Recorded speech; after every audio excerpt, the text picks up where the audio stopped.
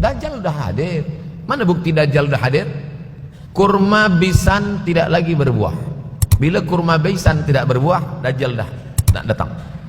Kurma bisan sekarang sudah berkurang, tak berbuah. Lalu kemudian apa lagi? Ain Zuhar, mata air dari Ain Zuhar sudah kering. Sudah kering. Oleh sebab itu, tapi manakala dulu datang Habib Umar bin Hafiz, saya hadir majelis itu, adalah seorang bertanya, Habib, ya, Imam Mahdi dah lahir atau belum? Saya tengok Habib menjawab, sepertinya dia macam tak suka pertanyaan. Kata dia, kita tak perlu mencari-cari dia dah lahir atau belum, kampung dia di mana, dia lahir di hospital mana, dia tak perlu. Yang perlu kita siapkan adalah iman dan takwa pengetahuan kita, supaya kita jangan sampai terkecoh, supaya kita boleh membezakan mana hak, mana batil, mana betul, mana salah, mana lurus, mana bengkok, mana hitam, mana putih. Sehingga dengan istiqomahnya kita beribadah ini, kita boleh membezakan mana Al-Masih yang original, yang asli, mana Al-Masih Ad-Dajjal. Makanya tadi sebelum salam kita berkata, Allahumma inni a'udzubika min azabi jahannam, wa min azabil qabri, wa min fitnatil mahya wal mamat, wa min syarri fitnatil masihid dajjal. Nanti di akhir zaman itu akan banyak pembunuhan. Dulu pun banyak juga pembunuhan, tapi tak banyak sekarang.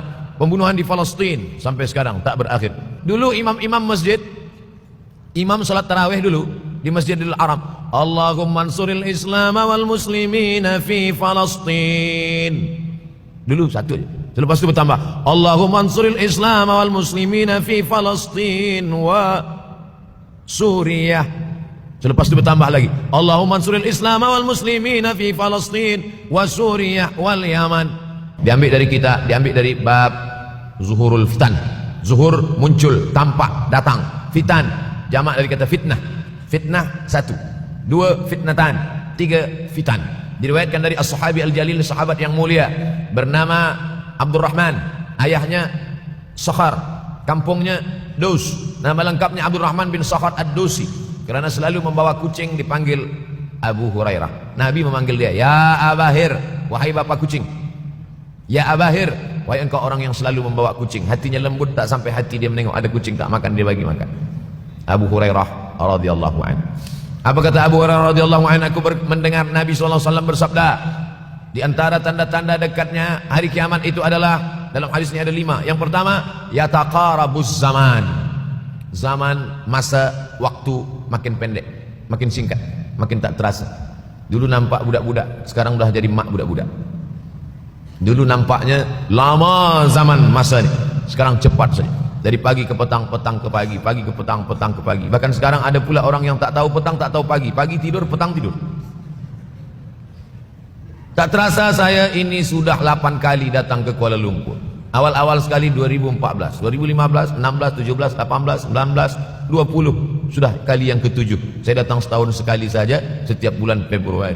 Bulan Februari datang. Rupanya dah yang ke-7 kali. Bulan Februari. Ini saya bagi tahu supaya kita semua faham.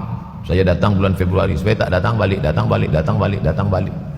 Sekali datang dari tarikh 2 hingga 9. Pusing, pusing, pusing, pusing, balik.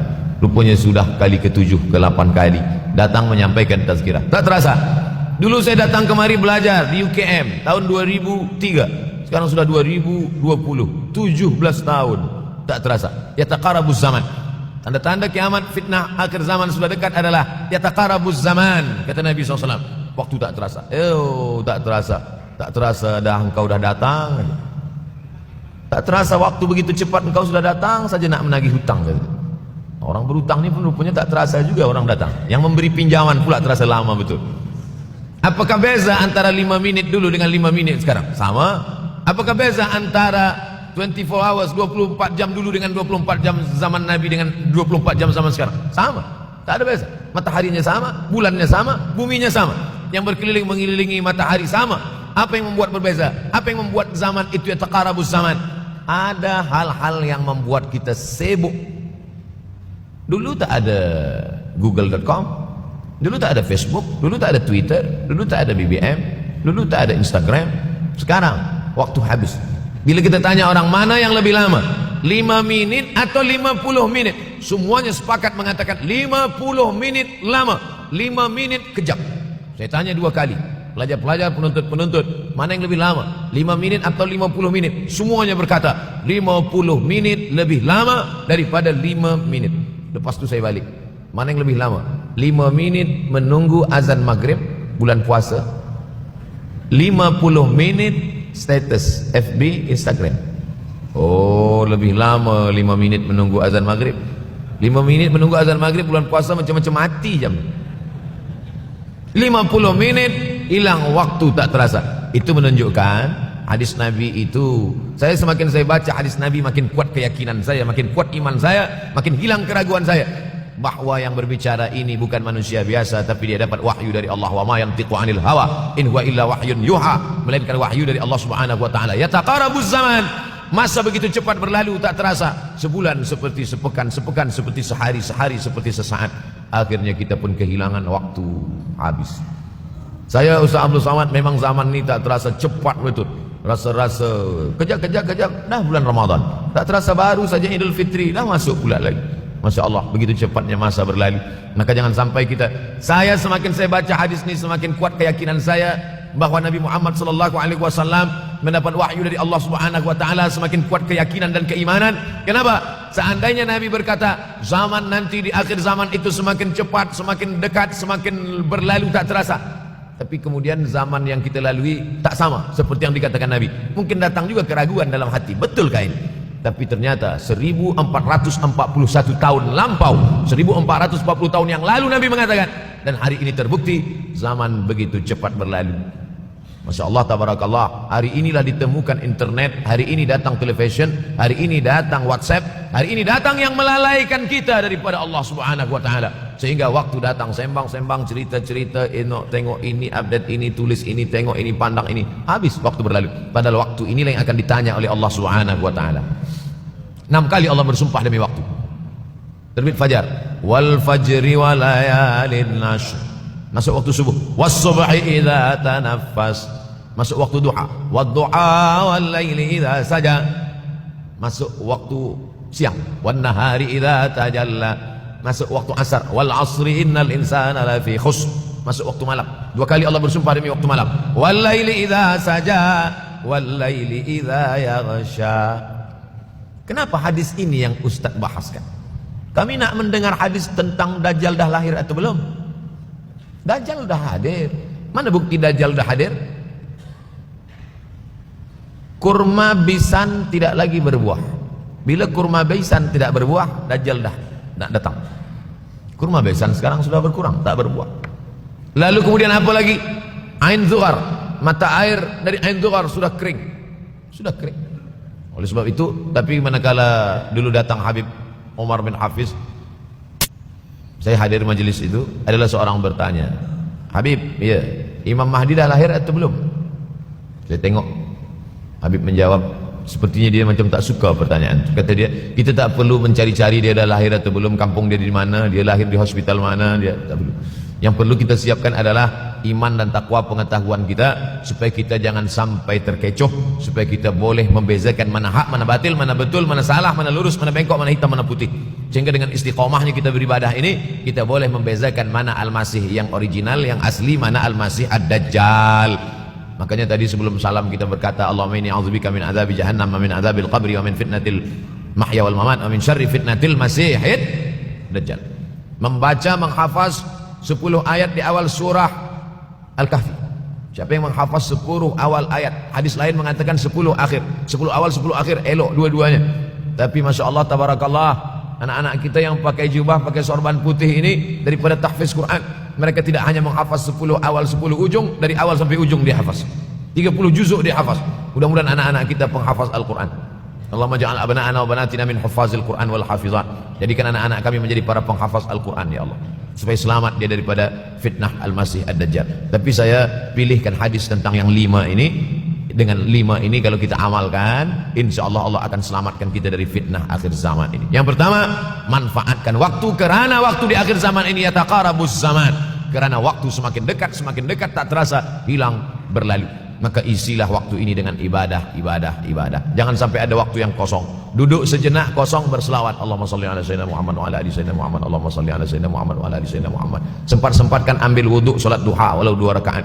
Sempat-sempatkan sebelum tidur malam salat witir 3 rakaat, supaya tidur kita sentiasa dalam wudu dan kita sempat salat witir. Andai mati kita malam itu, insyaallah mati dalam keadaan husnul khatimah. Usolli sunnatal witri 3 rakaatin lillahi ta'ala. Nanti malam jaga tidak witir lagi, hanya tahajud saja. Sempat-sempatkan salat tahajud. Elok amat sangat baik salat wudu 2 rakaat. Usolli sunnatal wudu rakaatain lillahi ta'ala. Selepas salat wudu salat sunat taubat. Usolli sunatat taubat rakaatain lillahi ta'ala. Selepas salat sunat taubat salat sunat hajat. Usolli sunatal hajat. Selepas itu barulah salat sunat tahajud 8 rakaat. Nak tambah lagi 10, 12, 14 elok, tak salah, karena dia tiada batasan. Adakah sahabat Nabi yang melakukan ini? Ada. Qatadah bin Nu'man dari selepas Isya sampai azan subuh. Imam Ahmad bin Ambal dari selepas Isya sampai azan subuh. Bahkan mereka mengkhatamkan Al-Quran dalam tahajud mereka. Maka bahkan ada imam yang disebut dengan As-Sajjad, kerana banyak sujud kepada Allah Subhanahu wa ta'ala. Kerana akhir zaman ini godaan begitu besar. Dulu orang tengah malam tahajud, jam 2 malam, jam 3 malam dia bangun. Kerana dia membaca hadis sab'atun yudhilluhumullah. Ada 7 golongan yang mendapatkan naungan Allah. Yauma la dhilla illa dhilluh. Hari itu tak ada naungan kecuali naungan Allah. Rajulun, ada seseorang. Zakarallah, dia berzikir mengingat Allah khalian di tengah malam, tak ada manusia. Fafadat ainahu, menetes air mata. Maka yang pertama ini, jangan sampai kita kehilangan waktu, kerana waktu al-waktu kasaif. Waktu ini seperti pedang. Illam taqta'hu qata'aka. Kalau tidak kau patahkan dia. Kalau kau dapat pedang, patahkan. Sebab kalau tidak kau patahkan, dia yang akan memotong engkau, mematahkan tulang-tulang engkau. Waktu ini kalau tidak kita manfaatkan, kita akan ditanya tentang waktu kemana saja waktu yang sudah kau pakai. Inna sam'a, pendengaran, wal basar, penglihatan, wal fuad, hati, kullu ulaika kana anhu mas'ula. Semua akan disoal, semua akan diminta tanggung jawab di hadapan Allah. Kemana waktu yang sudah aku bagi dulu engkau pakai? Yang pertama nanti ditanya, la tazulu qadama 'abdin yaumal qiyamah. Kaki anak Adam tidak akan bergeser, tidak akan beralih dari tempat tegaknya pada hari kiamat, hatta yus'al, sampai dia disoal, sampai dia ditanya. La tus'alunna yauma idzin 'anin na'im. Banyak yang akan ditanya nanti, tapi Nabi bagi tahu di antara yang akan ditanya dari sekian banyak nikmat itu 4. Yang pertama, an umrihi fima afnah. Umur kemana engkau habiskan? Hari ini ada anak-anak muda belia umurnya 17 tahun. 17 tahun habis menghafaz Al-Quran. 17 tahun habis iktikaf dalam masjid. 17 tahun habis berzikir, berjubah, bersorban, mengabdikan ilmu, berkhidmat kepada ulama. 17 tahun habis. Tapi ada pula yang dibalik, 71 tahun habis. Rumah, office, kopi, rumah, office, kopi, rumah, office, kopi, batuk, mati habis. Nah, apa yang dapat kita bawa menghadap Allah SWT? Yang pertama, yataqarabuz zaman. Yang kedua adalah wa yanqusul ilmu. Ilmu semakin berkurang. Kalau sudah ilmu berkurang, apa yang bertambah? Jahil. Kalau ilmu bertambah, jahil berkurang. Kalau ilmu berkurang, jahil bertambah. Mana ada orang jahil cakapnya didengar orang? Saya dulu awal-awal membaca hadis ini, wa yanqusul ilmu. Ilmu berkurang, jahil bertambah. Rasanya tak mungkin, tak logik, tak masuk akal. Mana ada orang tak berilmu cakap dia didengar? Sekarang baru saya faham. Dulu orang tak berilmu ditinggalkan orang. Sekarang orang tak berilmu, asal dia pandai berbicara, dia akan didengar orang. Bahkan orang jahil pula punya channel. Apa namanya? Jahil.com. Orang jahil punya channel. Banyak pula follower dia daripada follower kita. Banyak pula viewer dia daripada viewer kita. Sebab apa? Sebab yang menyaksikan tiada berilmu, yang berbicara tiada ilmu. Oleh sebab itu maka kita galakkan menuntut ilmu di majlis-majlis ilmu. Untuk apa Abdul Somad sudah berumur 43 tahun pun masih pergi juga lagi ke Sudan belajar? Apa yang nak dicari ini? Tak lain tak bukan, mudah-mudahan kita termasuk orang yang sampai akhir hidupnya mencari ilmu, insyaAllah. Saya datang kemari bukan niat mengajarkan ilmu. Saya datang ke Malaysia tetap niatnya belajar mencari ilmu. Man salaka tariqan, siapa yang melangkahkan kaki melalui suatu jalan, yaltamisu fihi ilman, siapa yang melalui suatu jalan niatnya untuk mencari ilmu, sahalallahu lahu bihi tariqan ilal jannah, dimudahkan Allah jalannya menuju surga. Innallaha la yantazi'ul ilma intiza'an. Innallaha la yanzi'ul ilma intiza'an. Allah kalau mencabut ilmu, bukan macam mencabut pokok kayu dari tanah. La yantazi'ul ilmu intiza'an. Allah tidak mencabut ilmu macam mencabut pokok kayu dari tanah hingga ke akarnya, tidak. Lalu bagaimana ilmu ini dicabut? Biqabdil ulama, dengan matinya ulama. maka habislah ilmu. Meninggal Imam Syafi'i, berkurang ilmu. Meninggal Imam Nawawi, berkurang ilmu. Meninggal Imam Fulan, berkurang ilmu. Maka yang hadir adalah al-juhala. Yang lebih menakutkan lagi adalah al-juhala bi thawbil ulama. Orang jahil dengan pakaian ulama. Abdul Somad tidak mengatakan dirinya ulama. Saya selalunya membacakan ayat Quran, membacakan hadis Nabi, menyampaikan fatwa ulama. Tak pernah saya berceramah, bertausiah. Menurut saya, siapa saya? Siapa kita? Syafi'i manusia, saya manusia. Syafi'i boleh berfatwa, saya juga boleh berfatwa. Imam Syafi'i berfatwa, Al-Quran 30 juzuk dalam kepala dia. Kita juzuk 30 pun kadang-kadang hilang. Imam Syafi'i balik dari masjid ke rumah, dia tutup telinga. Datang orang bertanya, Syafi'i, ya, kenapa engkau tutup telinga? Sebab bila aku dengar dari masjid ke rumah, semua yang aku dengar masuk tu semua aku ingat.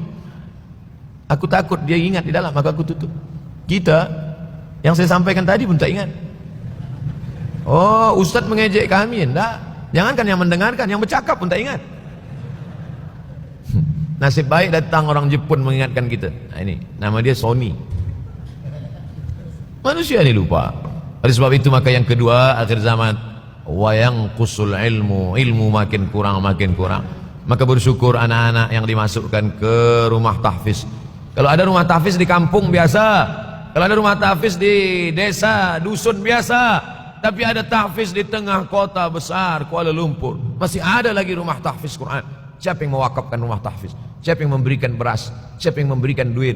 Siapa yang memberikan belanja? Siapa yang mengirimkan ustaz? Masya Allah, tabarakallah. Maka ini semua, mudah-mudahan kita istiqamah semuanya insyaAllah. Supaya apa? Supaya lahirlah anak-anak kita yang alim, berilmu. Karena ini makin banyak orang jahil, alftau bi ghairi ilmin, memberikan tazkirah, fatwa tanpa ilmu. Dhalla wa adalla, dhallu wa adallu, sesat, menyesatkan. Kalau setakat sesat saja, ini sudahlah sesat, menyesatkan. Na'udzubillah. Masuk yang ketiga. Yang ketiga adalah wayang qusul ilmu. Setelah habisnya ilmu-ilmu ini semua dicabut oleh Allah Subhanahu wa taala, lalu kemudian setelah ilmu dicabut Allah Subhanahu wa taala, wa yulqas syuh. Wa may yuqashuh, sin dengan hak kecil. Wa may yuqashuh nafsihi fa ulaika humul muflihun. Siapa yang selamat daripada sifat syuh, itulah orang yang beruntung. Hayya 'alal falah, mari kita menuju keberuntungan, kemenangan. Siapa orang yang menang? Selamat daripada sifat syuh.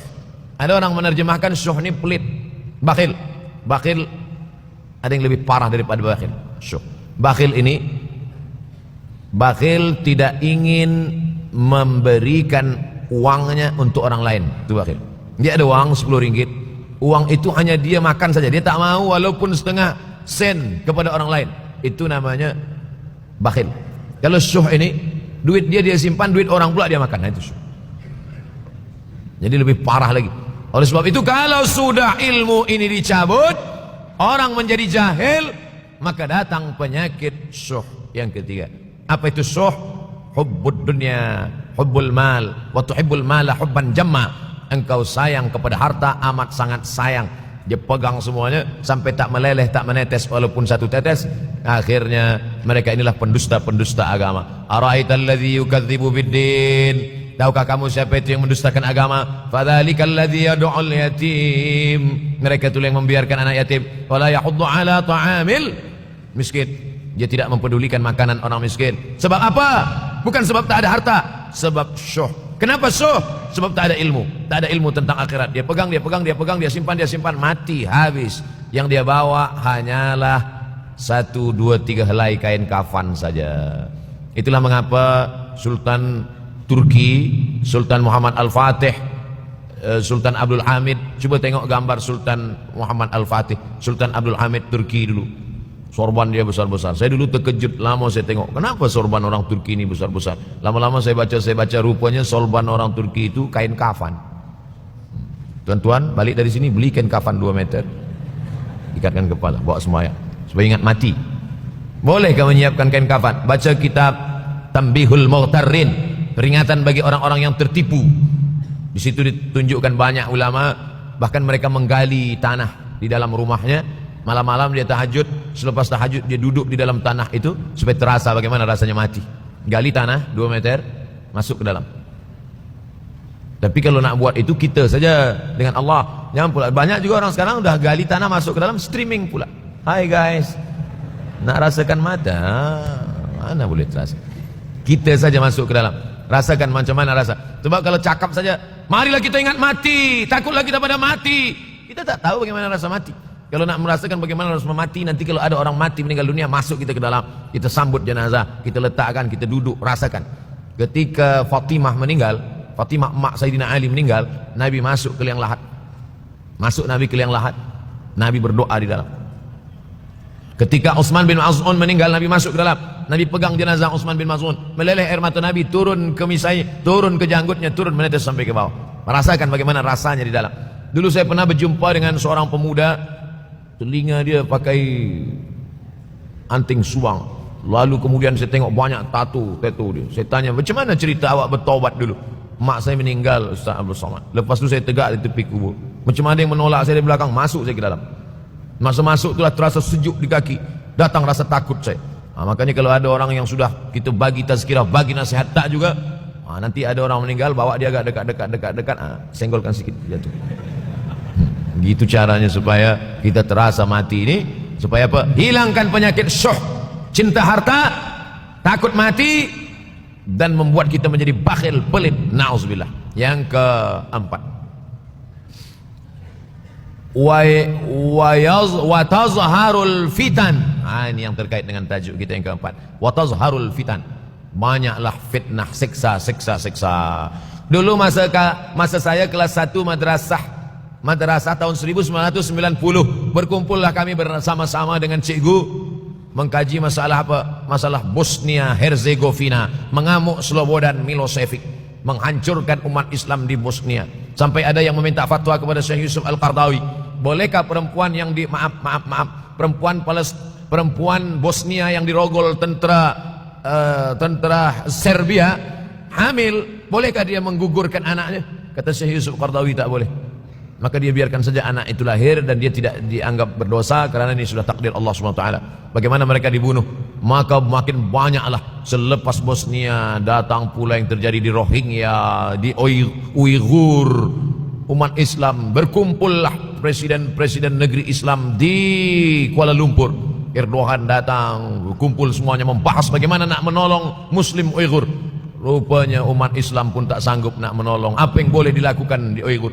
Berdoalah umat Islam. Rupanya Allah kalau mau menolong, mudah saja Allah menolong. Tidak datang rudal skat, tidak datang tentera, tidak datang senjata, cukup datang corona, selesai.